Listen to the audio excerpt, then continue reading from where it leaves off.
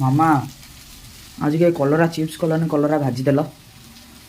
ଆଗେ ପ୍ରଥମେ କହ ଏ ଯୋଉ ଶାଗଟା ଆଣିଲ, ମୁଁ ତ ବାବା କହିଥିଲି ବାରବାର କିନି ଧଳା ଶାଗ ଆଣିବା ପାଇଁ। ନାଲି ଶାଗ ଗୁରା କଣ ପାଇଁ ଆଣିଛନ୍ତି?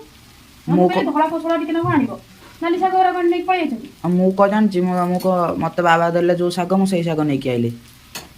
ଓ ବାବା ତ ଛାଡ଼। ତମେ କାଇଁ କଲରା ଚିପ୍ସ କଲନି? ନାଇଁ କଲରା ଚିପ୍ସ ମାନେ ଦୁନିଆ ଜିନିଷ ଦରକାର, କର୍ଣ୍ଣଫ୍ଲାୱାର ଚାଉଳ ଗୁଣ୍ଡ ଏଗୁଡ଼ା ସବୁ ଦରକାର। ମୁଁ ସେଗୁଡ଼ାକ ମଗେଇଲା ବେଳକୁ ଟାଇମ୍ ଲାଗିବ। ମୁଁ ସେଥିପାଇଁ କଲରା ଭଜା କରିଦେଲି। କଲରା ଭଜା ଖାଉ, ଚିପ୍ସ ଖାଇବ କଣ? ଚିପ୍ସ ଗୁରା ଖାଲି ସବୁବେଳେ ଭଲ ନୁହେଁ ହେଲା। ଚିପ୍ସ ଖାଇଲେ ଖାଇ ହେଇଯାଇଥାନ୍ତା। ହଁ କଲରା ଭଜା ବି ଖାଇ ହେଇଯିବ ହେଲା। ଇଟା ରହିବା ନିହାତି ଦରକାର ଟିକେ।